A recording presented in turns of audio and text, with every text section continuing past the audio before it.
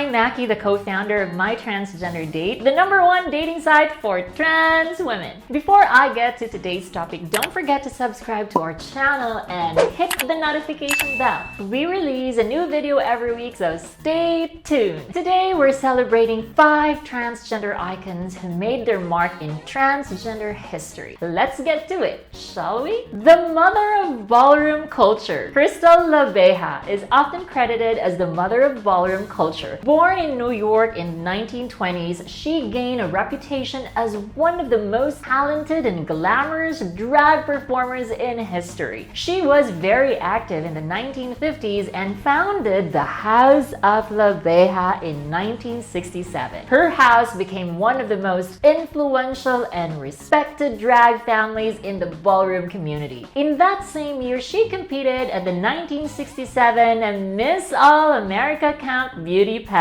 She was crowned second but stormed off stage because the judges apparently rigged the contest in favor of a white winner. It was a turning point in ballroom culture history because she refused to accept anything less than the best. She was a strong advocate for the LGBT community and a fierce supporter of drag queens of color. The House of Labeija became a safe haven for LGBT youth, especially those who were rejected by their families. A documentary entitled The Queen was released in 1968 and made the public aware of her role in ballroom culture. The scandalous trans woman of the 1800s. Let's travel back to the 1800s to one of the earliest known transgender people in American history, Mary Jones. Her scandalous reputation made her one of the most influential trans women of the 1800s. She was a prostitute who created and used female prosthetic genitalia. She would dress elegantly, which was part of her modus operandi. Her real intention was to pickpocket her clients. She was eventually arrested and put on trial for stealing. And when asked why she wore women's clothes, she simply replied, "I look so much better in them." The jury found her guilty and she was sentenced to 5 years in state prison. But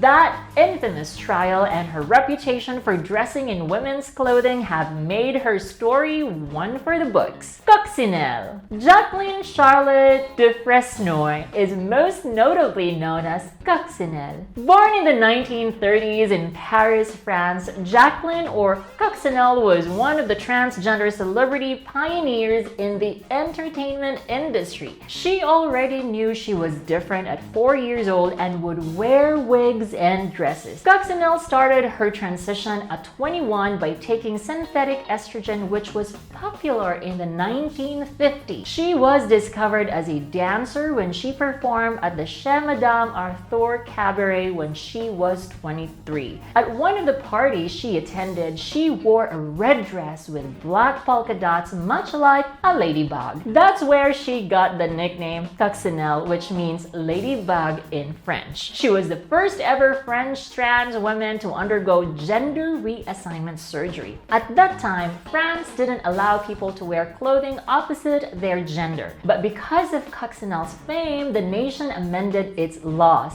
Her influence helped other trans women and opened doors for them in the entertainment industry and many other aspects of life. Famous in the US after transition, Kristen Jorgensen was the first trans woman to become famous in the United States after gender reassignment surgery. Jorgensen was born in the mid-1920s and described herself as a frail young boy who ran away from fistfights. At 19, she was drafted in the US Army, where she often thought about transitioning. It wasn't until after she got out of the military that she got curious about HRT and gender reassignment surgery. She traveled to Denmark, where she met Dr. Christian Hamburger, who prescribed her the right treatment for hormone replacement therapy. She then decided to rename herself Christine in honor of Dr. Hamburger. She went under the knife in Denmark for gender reassignment surgery. By undergoing that surgery, she brought awareness awareness to the public in the United States on what it was to be trans. Transgender racing driver and fighter pilot Roberta Cowell was the first known British person to have male-to-female GRS. But there was more to Roberta than that milestone in her extraordinary life.